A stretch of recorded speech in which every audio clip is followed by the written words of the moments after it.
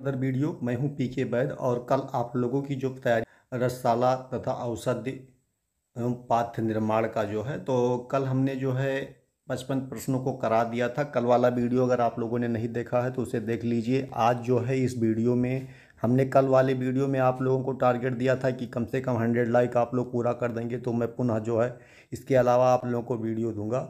लेकिन आप लोगों ने उसमें से जो है कुछ लोगों ने तो लाइक किया, लेकिन कुछ लोगों ने नहीं लाइक किया। तो जो लोग नहीं लाइक किए हैं वो लोग भी लाइक कर देंगे।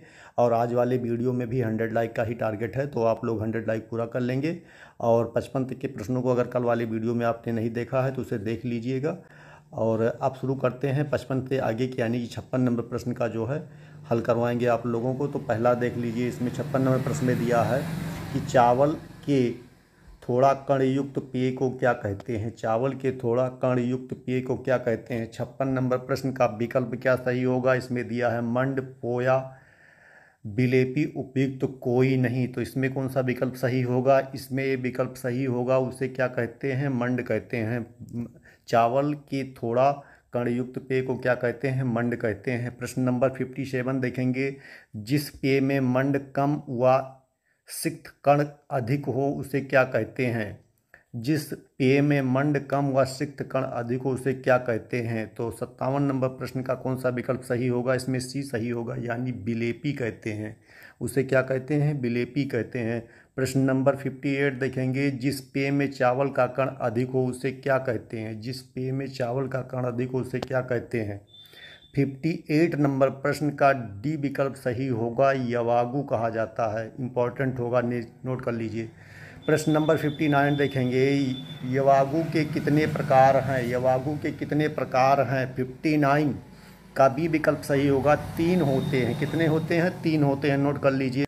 प्रश्न नंबर 60 देखेंगे, अन्न साधनार्थ जल की मात्रा कितनी मिलाते हैं। अन्न साधनार्थ जल की मात्रा कितनी मिलाते हैं। 60 नंबर प्रश्न का बी विकल्प सही होगा, यानी 5 गुना मिलाया जाता है। प्रश्न नंबर 61 देखेंगे, यवागु साधनार्थ जल की मात्रा कितनी मिलाते हैं। 61 का सी विकल्प सही होगा, 6 गुना मिलाते हैं। नोट कर लीजिए, कितने गुना मिलाते हैं, 6 गुना मिलाते हैं। नंबर 62 देखेंगे, मंड साधनार्थ जल की मात्रा कितनी मिलाते हैं। 62 का डी विकल्प सही होगा, 14 गुना मिलाया जाता है। कितना गुना मिलाया जाता है, 14 गुना मिलाया जाता है।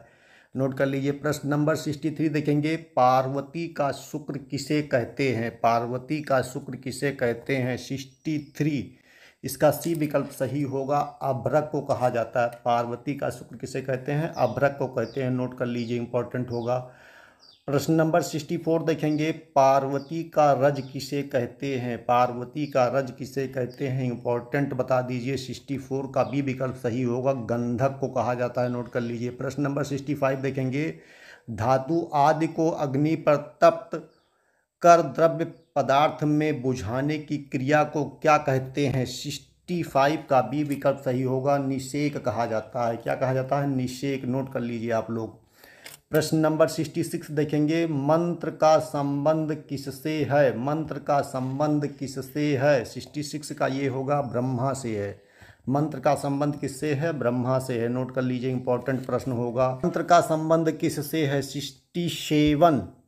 67 का डी विकल्प सही होगा, यानी शिव से है। तंत्र का संबंध किससे है, शिव से है। प्रश्न नंबर 68 देखेंगे, आयुर्वेद में मुख्यतः कुल कितने नागार्जुन हुए। आयुर्वेद में मुख्यतः कुल कितने नागार्जुन हुए। 68 का सी होगा, यानी 4 हुए हैं। नोट कर लीजिए आप लोग। देखेंगे 69 में दिया है, क्षेत्र भेद से पारद के भेद हैं। क्षेत्र भेद से पारद के भेद हैं, कितने होंगे। 69 का बी विकल्प सही होगा, 5 होते हैं। नोट कर लीजिए। नंबर 70 देखेंगे, रसायनों के अनुसार पारद को किसके देह का रस मानते हैं। 70 नंबर प्रश्न का सी विकल्प सही होगा, शिव, यानी भगवान भोलेनाथ की जो है देह का जो है रस मानते हैं। नोट कर लीजिए। प्रश्न नंबर 71 महत्वपूर्ण प्रश्न होगा, इंपॉर्टेंट होगा। नोट करिए, लौह प्रॉपर्टी में पारद गंधक व लौह भस्म का अनुपात है। लौह प्रॉपर्टी में पारद गंधक व लौह भस्म का अनुपात है 71 का ये विकल्प सही होगा, यानी 1:1।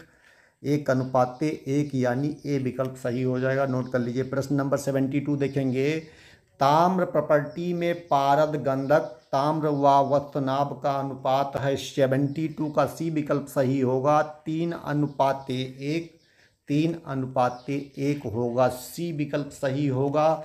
दोनों में से एक प्रश्न जरूर आपको मिल जाएगा, इंपॉर्टेंट नोट कर लीजिए, आप लोगों को जरूर परीक्षा में मिलता है, अधिकतर पूछा ही जा रहा है इस समय लगातार, जो इस समय का परीक्षा का पैटर्न है। त्राम प्रॉपर्टी का रोगाधिकार है, त्राम प्रॉपर्टी का रोगाधिकार है, इसका क्या होगा?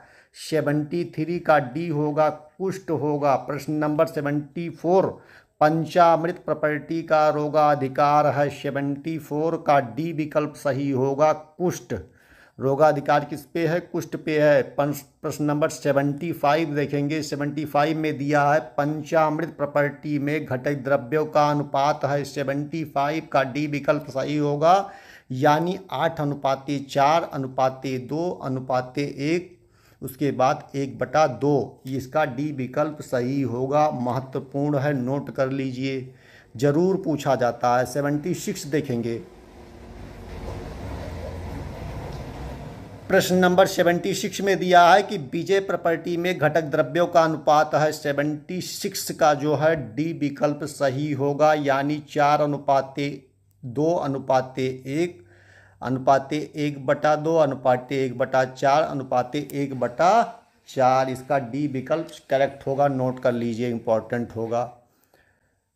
प्रश्न नंबर 77 देखेंगे, 77 में दिया है निम्नलिखित में से कौन सा द्रव्य सभी धातुओं का मारण करता है?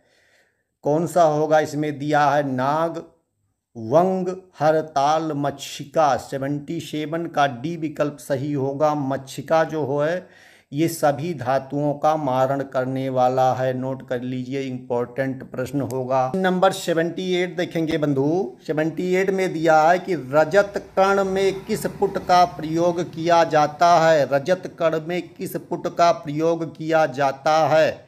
78 का सी विकल्प सही होगा, यानी कुकुट पुट का प्रयोग जो है रजत मारण में जो है प्रयोग किया जाता है। प्रश्न नंबर 79 देखेंगे, वंग की उत्पत्ति किस देवता से हुई है?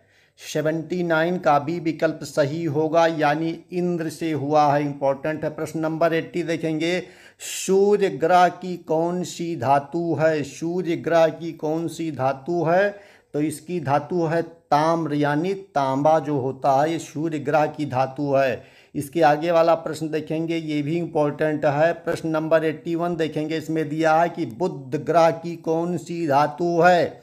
बुध ग्रह की कौन सी धातु है? 81 का ये विकल्प सही होगा, यानी स्वर्ण होगा। बुध ग्रह की कौन सी धातु होगी?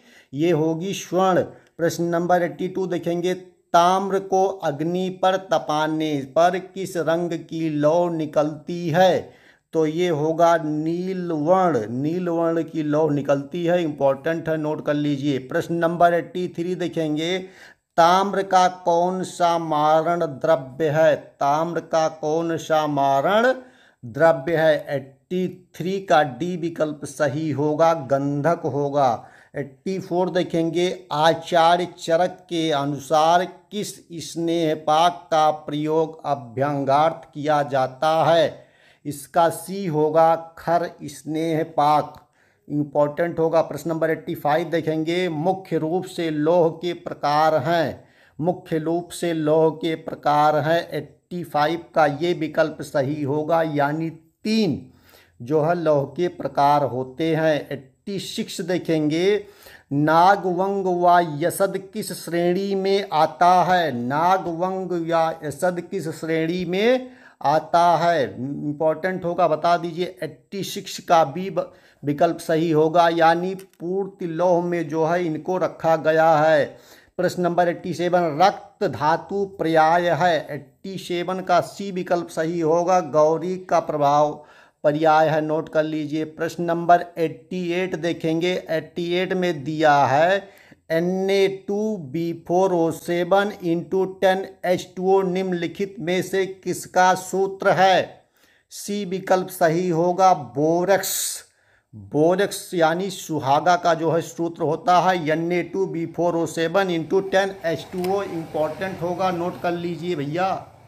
महत्वपूर्ण है। देखेंगे पारद में किस संस्कार के पश्चात रुजाकर गुणधर्म आ जाता है? 89 का बी विकल्प सही होगा। मूर्छन जो होता है इसके बाद में जो है रुजाकर गुणधर्म आ जाता है, नोट कर लीजिए।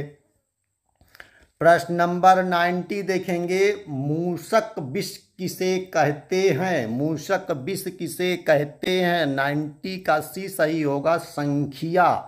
प्रश्न नंबर 91 देखेंगे, पारद का अयस्क है? 91 का ये विकल्प सही होगा, हिंगलू जो है ये पारद का अयस्क होता है, नोट कर लीजिए। नेक्स्ट प्रश्न देखेंगे, 92 नंबर प्रश्न में दिया है कि श्वेत प्रॉपर्टी का पर्याय है। श्वेत प्रॉपर्टी का पर्याय है, 92 का बी विकल्प सही होगा, यानी क्षार प्रॉपर्टी का पर्याय जो है श्वेत प्रॉपर्टी है। 93 देखेंगे, विमल किस वर्ग का द्रव्य है? 93 का बी विकल्प सही होगा, साधारण रस।